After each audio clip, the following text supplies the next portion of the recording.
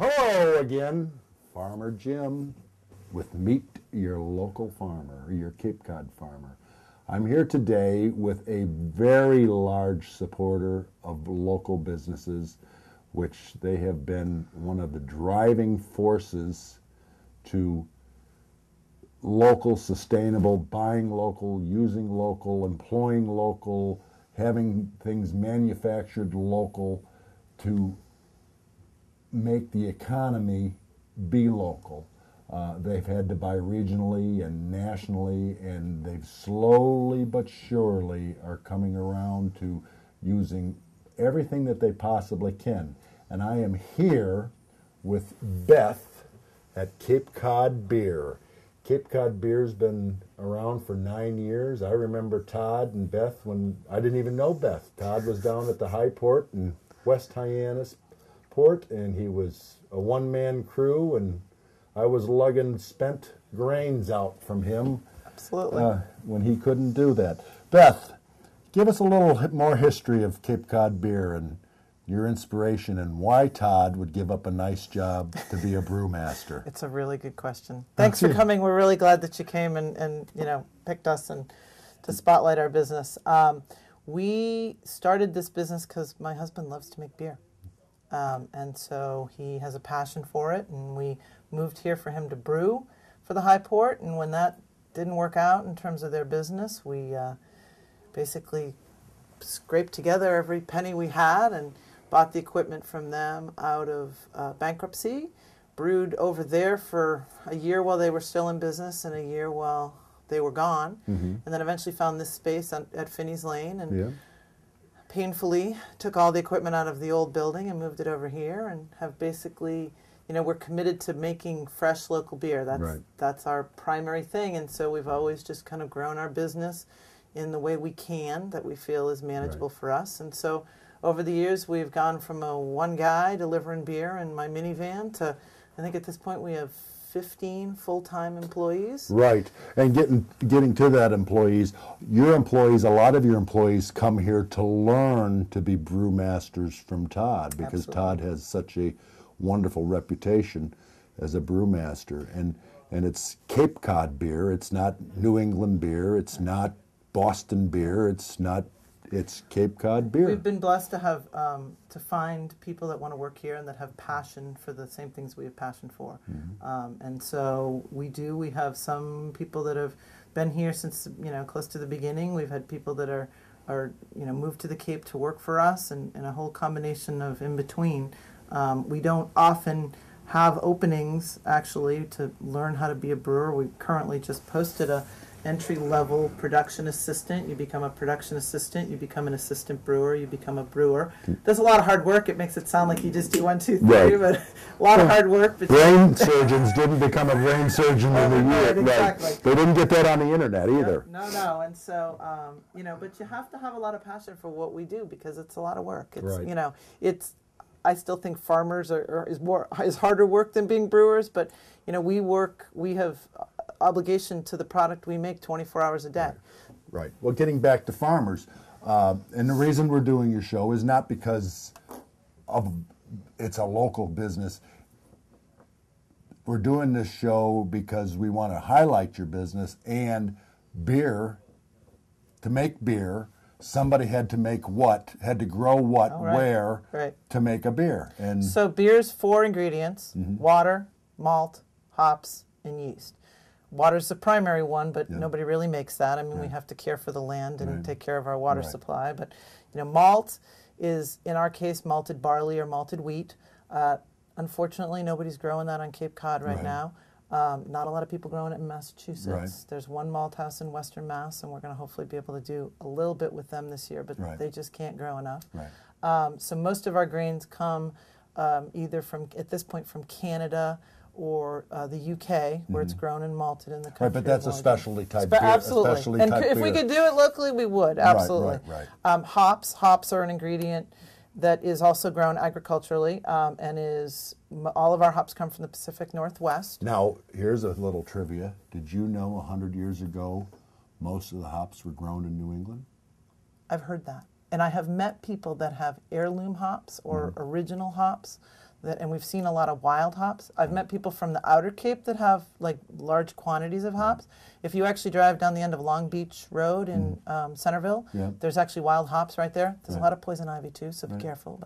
But so I could tell that hops definitely, and they grow well here. The hard part is processing. Right. The state of Massachusetts, Department of Ag, the Department of Ag with Vermont, Maine, and Connecticut have a pilot program going right now where they're funding hop growers. Because in New England, 100 years ago, we grew hops for the big breweries in New York and in Chicago and St. Louis, and even though you're not using millions and millions of tons of hops, the little hops, the flowers, the flowers give it that special bitterness and flavor, and absolutely. Right. That was enough. And what was the fourth thing that we used? And yeast. And yeast is somebody's grown yeast someplace. There's a process that they are. We haven't branched out into harvesting local yeasts and things like that. It might be something in the long run. There's some people doing some pretty crazy stuff with yeast these days. But yeah, so those 4 ingredients, and so in some cases we're limited in our ability to buy local on those particular things, though we try in every other area of our... I do know a couple people from Falmouth and from Cotuit that have grown some local hops, and you were more than happy to buy them from them. Yeah, we did a dry hop. I think somebody brought us a bunch of hops at the end of last year that they had dried, and we added them, post-production, and they call it dry hopping. So you add it to finished beer to add a hop bitterness to it that you'd get additionally. And I think we had a couple kegs of that we were able to do, which was really kind of fun. And we've talked about trying to find a way to do that, and as more people, we sell hop rhizomes every spring, and more people are growing hops. It's not that hard to grow hops. Actually, if you don't want to grow hops, you shouldn't plant them because they will take off. They have huge root systems. And I had talked to you earlier this winter. I'm going to put 500 rhizomes in at Miss Scarlett's Blue Ribbon Farm. They have to be trellised. Ideally, it's 19 feet, but 11 feet will work. And anybody from Cape Cod that comes to Cape Cod Beer, if you want to know how hops are going, you can come to my wife's and myself's farm, which is Miss Scarlett's Blue Ribbon Farm in Yarmouthport. And that's MissScarlettsBlueRibbonFarm.com for all of you that don't know who I am or my wife is. And we grow the best turkeys east of the Mississippi, and I will be happy to tell you that the best beer in Massachusetts is Cape Cod Beer. Those turkeys are awesome, by the way, because I know I've had at least 2, and they've been wonderful. Thank you. Now, getting back to our local sustainability and our local employees, we know that you use as much locally. You have a number of things here, your printer, your tap handles. Tell us a little bit about that. How dedicated, and you are dedicated, to making this a local thing. You gave me some examples. It started with the retail store. We had this tiny little retail store, and we expanded it. And I think it started with Ann Miller at Summer House Soap. Just so you know, I'm doing Ann Miller next Wednesday. I heard that. I think that's great. And it's funny because she was one of the first products, and we were like, well, we'll try to sell it, and if people want to buy soap, local soap, that's awesome. And so then the next person would show up, and all of a sudden we had a local goods section, and then we were like searching for local goods. Now at one point, over the last 2 years, it's been consistent that when we've done our year-end reports, 75 cents out of every dollar we spend to buy items, so cost of goods for our retail store, 75 cents out of every dollar gets paid to a Cape Cod company. That's fantastic. You can't get better than that. Could you imagine if the Stop and Shops and the Shaws of the world spent 75% of their dollar? It doesn't have to be on Cape Cod, but just locally, be it regional, within 250 miles of where we're at, how great the economy is. But not all pork and beef and turkeys and but chicken. You build a market and you build some demand, and now 4 years ago you weren't doing turkeys either, right? Right.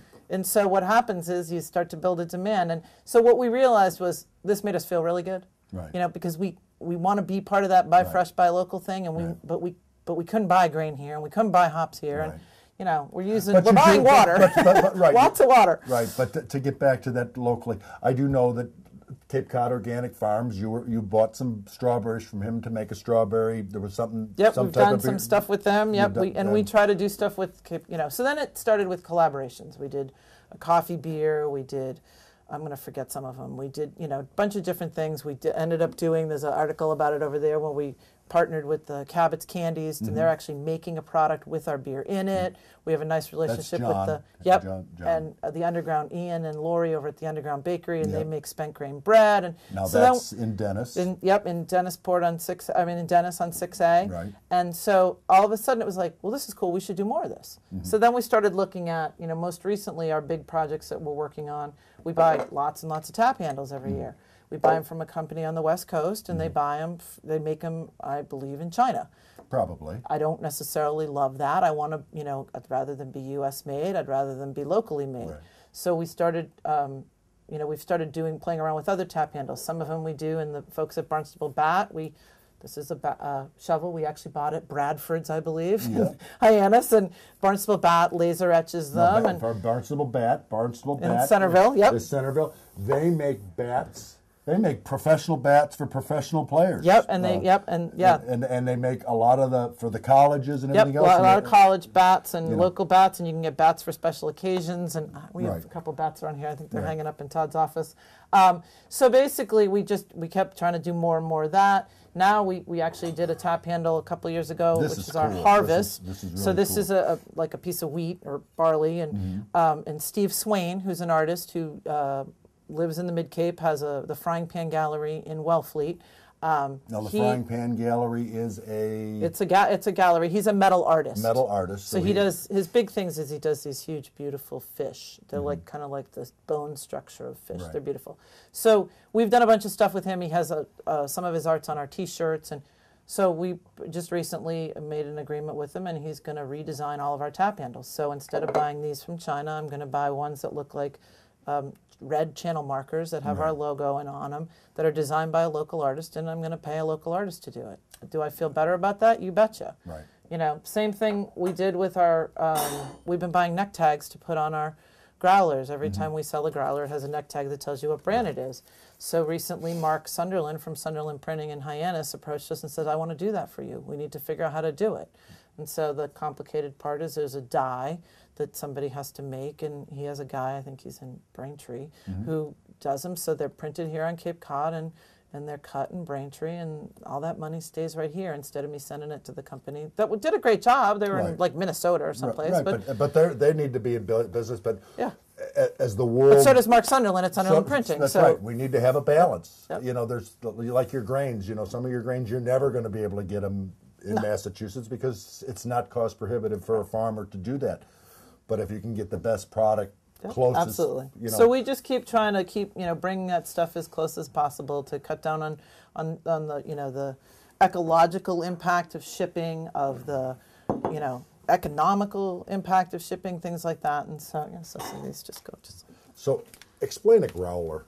Where did that come from? Okay, it's an old term that came from pre-Prohibition. This is a really old one too, because it actually says the freshest beer on the Cape, because that was our old slogan before it was a vacation now in it's every vacation pint. in every So growlers, pre-Prohibition, there was a brewery in every town, right? And so the guys would send the kids to the brewery to get their beer. You can't do that today. They throw you in jail. So originally growlers were pails, right? So they were metal pails, and it was called rushing the growler, and you would rush the growler from the bar or the brewery back home. And so post-Prohibition, of course, a lot of that went away. But the original growler was a pail. So they say that the term growler comes either from the guys would growl at the kids if they spilled the beer. Right. Their stomachs were growling, waiting for the beer to come from the brewery at lunchtime. Or that most of the pails had a little metal cover. So if you think of taking like a galvanized pail and putting a little cover on it and having the CO2 release, it would make that kind of weird growly noise of metal on metal. So that's where the term growler came from. Most small breweries use them. It's a really easy package to fill. It's 64 ounces. It's 4 beers, basically. Now that's a half gallon. It's a half gallon, yep. And so it's 4 16-ounce pints. We sell them here. We sell them at 125 package stores from Plymouth to Provincetown. Locally? All locally, and nobody past I think we go into Kingston, but Plymouth to Provincetown Right. sounds better than Kingston to Provincetown. So, but basically locally, and then you can certainly bring the bottle back to the liquor store for your $2 deposit, or you can bring it here and have it refilled. Okay. Tell us where availability. Now you have restaurants, you have package Yep. stores, you have your own Little space downstairs. space Yep. down here, and your space downstairs here. You give tours. Yep, You can absolutely. talk a little bit about your tours. Absolutely. So, package stores, pretty much, except for some of the very small package stores that don't have a lot of space, pretty much every package store in Plymouth and all the way down to Provincetown sells our beer. We're in as many restaurants and bars as we can be. There's a lot Name of a great. couple of them. Oh, you're going to put me on the spot now. Ocean House. And, Ocean House is in definitely Venice, one. Barnstable Restaurant and Tavern. They're both 5-star restaurants. Yep, as far as I'm in concerned. Barnstable They both buy Village. from Big ones in Hyannis, Spanky's Clam Shack when they're open, and the Black Cat, Yep. Alberto's, places up in P-Town like the Lobster Pot and Boobala's, George's Pizza. You know, then we've got pizza places, and we got, you know, fancy, like you said, 5-star restaurants. Right. And then we've got places off Cape. We're really working on some of the Plymouth locations, Plymouth and Wareham locations, a couple new places, Rye Tavern in Pine Hills as a real local focus. Yep. Bunch of great places on Main Street, or whatever the main drag in Plymouth is called. And, you know, so that's really. where the Plymouth Rock is, and Yeah, agriculture started in Plymouth 400 years ago. We just didn't miraculously show up here and pick the tomato, or grew a barley, or had a wheat field, or raised pigs or chickens. Well, agriculture started in Plymouth and Barnstable County 400 years ago. So we're at the mothership of Well, of and agriculture. supposedly the reason why the Mayflower had to dock was because they were out of beer. Oh, The really? beer- oh yeah. If you look back in the logs, it says that, you know, we're short on supplies and mainly our beer. Oh, well, So- you know them sailors. They get a little frisky without having their beer. Or rum, you Or know, because rum. rum's pretty cool too. Right. So, and you can certainly come here. We're open during the week, 10 to 6. On Saturday, we're open 11 to 3. We do tours. Right now, we do tours on Tuesday at 11 and Saturday at 1. But starting May 1st, we're actually going to do a tour every day. And so you can come every day at 11, and we'll have it's about 45 minutes to an hour. We actually go through the entire process. We pass around samples of malt and hops, and, you know, and talk about each one and where it comes from and how it's important to the process.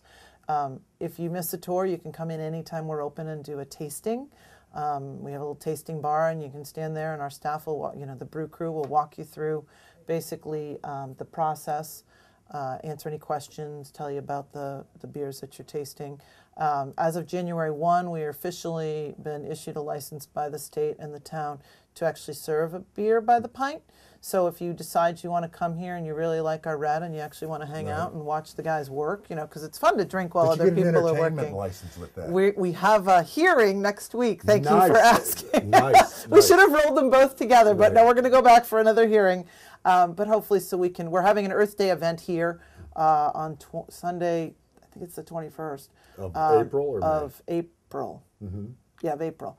And so there will be hopefully some local bands and some people doing, you know, talking about how they're connected to the Cape and the environment in celebration of Earth Day. But so you can come here and have a pint of beer if you want. You know, we don't want to become people's local bar or watering hole. That's not really our attitude. It was about expanding people's So experience. that hot dog truck that you bought. That was yesterday's purchase. Okay, so part of the plan was what we're calling the beer garden. And the beer garden, people are talking about it, and they seem very excited about it. It is basically a patio. We're basically going to put a patio up front. We did find some cool beer garden furniture and umbrellas and stuff. And so we were trying to find enough local food trucks to come and support this 6 days a week, and we're struggling there. So my husband bought a hot dog truck on Craigslist, and we're going to try to staff it. We're basically going to run it like a class in entrepreneurism for our 14-year-old and several of his friends that are also 14-year-old.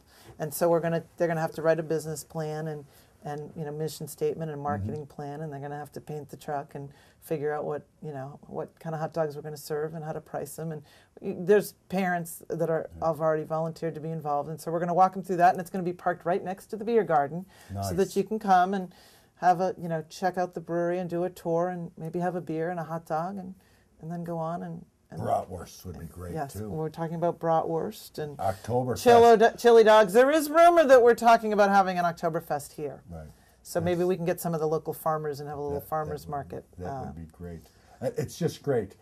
Before I wind up this little segment, because we are going to get to meet and talk to the brewmaster of Cape Cod Beer, who's Todd Marcus, but I want everybody to know, Todd may be the chairman of the board, but Beth is the neck that turns the head. Thank you, Jim. Cape Cod Beer, we support local businesses. It's great.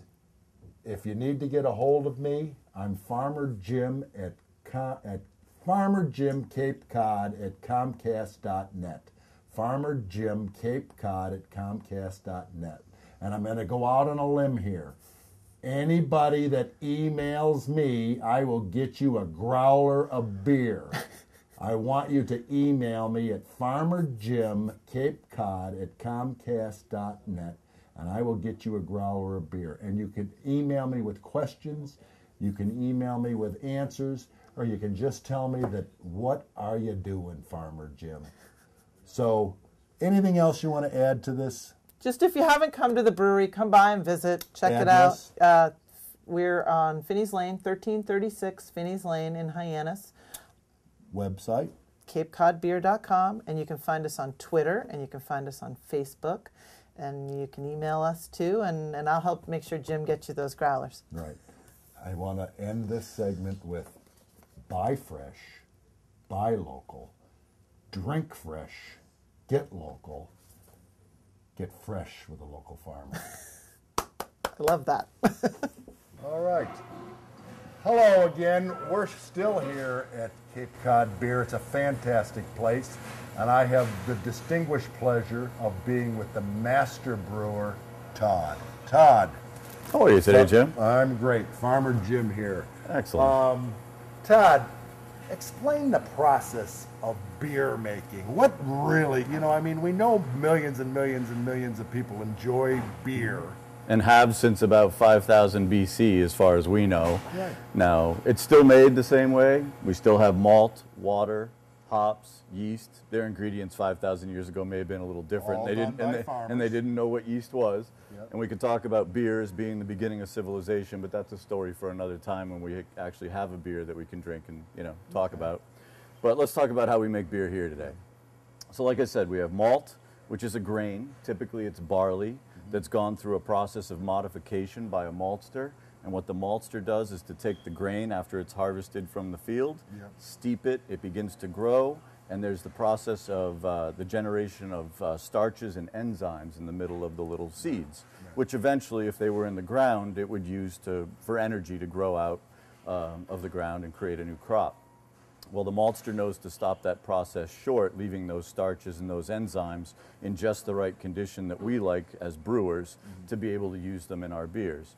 And after they finish, stopping the process of this modification, they then toast it or roast it for different times and temperatures to produce different grades or varieties of malt, which will create different characteristics of color, flavor, and aroma to the finished product. Then we have water. We use the Barnstable Municipal Water Supply. They provide us with great water here. We filter it very loosely just for the sediment that may come out during the routine backflushing of the pipes. We use hops, which are a flower that grows on a vine, and we use varieties that come from all over the world, the Czech Republic, England, Germany, but the majority of them come from the Pacific Northwestern United States. And those get added during the course Now, of does the hops give it the flavor or the taste? Or? They kind of create a balance. They're more like the spice of the beer. The malt is kind of like the sugar, and the hops are kind of like the spice. Okay. And we'll talk about that in a minute. And then we have the yeast, which is the living organism, which is magically going to convert the liquid that we create in the brew house, referred to as wort, W-O-R-T. And we're going to feed that wort to the yeast, And yeast are a living organism, a fungus, that like to eat sugar and produce alcohol and CO2, and that's called fermentation. Right. So what we're going to do is we're going to start the process by taking that malt, which gets crushed up just enough to expose those starches and enzymes, and then what we do is we bring it up through from a hopper. It drops into this first vessel here, which is known as the mash tun. Yep. That's TUN. Yep. And inside there are some screens that make a false bottom. Yep. The malt falls in through the top, mixes with hot water at the right temperature and the right chemistry. Those enzymes get activated. The starches get converted into sugars, and this is where we get our extraction, or the first portion of the wort that we're creating. Okay. When we're satisfied that conversion process is complete, we actually draw that sweet liquid off through the screens, leaving all that grain behind after we've rinsed it, which then goes off to a local farm for either compost or animal feed. Now that sweet liquid we then collect over here in this next vessel, which is a big boiling pot or a kettle, and we bring that liquid up to a boil. We're producing about 500 gallons every time that we brew a batch of beer, the total length of which this part is about 8 hours. Yeah. We've already spent about 45 minutes getting the grain in, and about another hour or so, hour and a half, where we're moving that liquid from the mash tun into the kettle. Right. And then during the course of the boil, which lasts another hour and a half, that's when we add the hops. Now, depending on which varieties of hops we add, when we add them during the course of the boil, and how much we add, that's how we can vary the characteristics of bitterness, flavor, and aroma that come from the little flower, the cone that is harvested. Right. Off And you have you have recipes that you created, and you have a standard beer that you make, like your mother's mashed potatoes. She makes the mashed potatoes the same way. She has for 50 years. She's going to continue, and that's how you make your beers that are your standards. Yes. The only difference is that because the products that we use are agricultural products, every time they come in, they have to come with an analysis, and we look at that analysis, and because from one crop to the next, the ingredients aren't exactly the same, but your expectation of the beer is consistency, because you want your mother's mashed potatoes to be the same. So you can vary. So we have to make changes to the recipe to accommodate the changes in each crop year and each delivery that we get. And that's why you're a brewmaster. A little bit of why I'm a brewmaster. I also like to drink a beer here and there. Well, that's a drink master. You're a brewmaster. No, I'm a brewmaster. So at the end of the boil, now it's time to add the last ingredient, which is the yeast. But yeast being a living organism, if we add it into a boiling hot liquid, we're going to kill it. Yeah. So we need to cool it down. Now we could just say, okay, we're just going to leave it in there. We're going to come back tomorrow. Right. And by tomorrow, it's going to be cool enough to add the yeast. But when you have a less than boiling hot, sweet liquid, it's very susceptible to bacterial contamination. So we have to cool it down, and we have to do it very quickly. So underneath the stairs is something called the heat exchanger, and cold city water flows through in one direction, and the boiling hot liquid from the kettle passes through in the other direction. As the liquids pass each other across those plates, the cold water ends up getting hot, and we save all that hot water back in the same tank that we use to make our batch of beer with. So tomorrow's batch of beer is already getting made with preheated water, from today's being batch. Sustainable, being ecologically as sound. much as we can. As much as you can. We don't want to see water go down the drain if we don't have to. Now the hot wort that went in now comes out at a much cooler temperature, about 68 degrees, and we can cool that 500 gallons of boiling hot liquid down to 68 degrees in less than an hour. It's a very efficient way to cool it down. And it goes into any one of these tanks that you see here, which are all fermenters. And once we've added the yeast into the cooled wort, which has been oxygenated, because yeast like a very oxygen-rich environment at the beginning of fermentation, in about 6 to 12 hours, the yeast wake up, they go, okay, it's lunchtime. They begin to eat the sugar that we extracted from the malt here in the mash tun, and that's where fermentation takes place, and they create the alcohol and CO2. Now the alcohol stays in the fermenter because people seem to enjoy that part of the beer, and the CO2 actually bubbles out into buckets of sanitizer, because we have to let it out so that the tanks don't explode, but we also want to have it go into a bucket so it acts like an airlock, so that if I sneezed right now, my germs wouldn't make it back into the tank and contaminate the beer. It sits in here for anywhere from 2 to 4 weeks, depending on the style of beer that we're producing. The majority of the beers that we produce are ales, which take about 2 weeks. lagers, which use a different kind of yeast, ferment at colder temperatures, and take a longer period of time. Right. So the majority of what we do are ales that take about 2 weeks to produce. From here, the beer either gets filtered or transferred into some tanks in the walk-in back there, where we bring the carbonation level up to what we've determined we like as appropriate for the style of beer, so that it doesn't taste too flat, it doesn't taste too sort of explosive on the tongue, it just has a really nice carbonation. And then from there we package it, and we self-distribute that beer to any one of 400 different accounts located from Plymouth to P-Town. All local, using local, being local. You have quite an expansion process going on here. We were over there looking, and we'll get some footage of that. What's happening here? You guys are going to be like the king of beers here pretty quick. Maybe the king on the Cape, but that's about it. Hey, we'll take that. That's all we want to be. Right. You know, we like Cape Cod. This is it. That's right. That's it. So what does our expansion project entail? Well, we appreciate the fact that there's a lot of people that come to visit us every year, tourists and locals alike. We get a great following, and we want to afford those people more of an opportunity to come here. Plus, we also are usually a great destination, and we do a lot for the community in terms of charitable events. So as far as those events are concerned, we want to be able to have the brewery available. So we're going to actually take the majority of the tanks you see here, not the brew house, just the fermentation space, and the tanks that we mentioned in the back room where we're going to carbonate the beer. We have a lot of new ones coming in, and they're going to be going in a building that's about 120 feet away, and we're going to be plumbing from here all the way to there to transfer beer back and forth. So in that new 4,000 square feet, we're going to be doing most of our fermentation, our filtrations, our carbonations, and then we have about 1,000 square foot walk-in cooler down there that's going to be where we're going to be taking and putting all of our finished product to build some inventory, and then the trucks will be coming and going from there.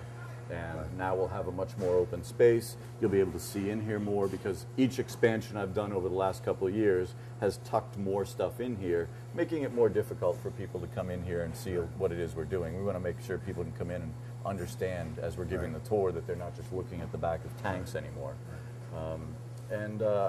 It's going to increase our capacity a little bit, but I think it's also going to help us manage the fact that we all have this little problem here on the Cape, that we have this big bump in our in the summertime in terms of our economy. And as much as we'd like, maybe from a business standpoint, to see it flat all year round, we have that challenge. Or balance, some way where it's balanced and it's more manageable. We're just trying to figure out ways to make it easier for us to handle the fact that you've got about 8 weeks of a sprint that you have to get through, and it puts a lot of stress and strain on us as management and the people who are trying to make all the product and keep it flowing reliably out to all of our customers. So we're working to ease some of those pains as part of our expansion. Well, I've known you, I guess it's been 9-10 years. When I met you when you were down in that little restaurant on West Main, Highport. 500 square feet of brewery. 500 square feet of brewery, and I was hauling off brute barrels of spent grains to feed the cattle and hogs in Marston's Mills, and it's amazing where you've come, where you started, and where you come from, and it's living proof that if you dream big, you can kind of go big. And not that this is big, but I mean, you're employing 15 people, which in the summertime you employ more. You're using local resources, your printers and your people that are helping you make, handles for your beer taps and things like that. And I'm sure, the mailman and everybody else. Cape Cod appreciates Todd and Beth Marcus. Todd, it's been my pleasure. It's been very educational, and I want everybody to come to Finney's Lane and see Todd and Beth. They're local people, and they'll take 5 minutes in customer service to make sure you're happy. Thanks, Farmer Jim. You're welcome. Thank you, everybody. This is Farmer Jim at Cape Cod Beer. I want to end the segment here by saying thank you to Cape Cod Beer. It's been a great, great, great interview. They're wonderful people that, as you can see, there's a great vast, these are all local people, local employees, local people coming and buying at Cape Cod Beer. Remember, you gotta buy fresh, you gotta buy local. And that's the only thing that I got to say. Today, we're gonna say, buy fresh, buy local, drink fresh, drink local, cheers!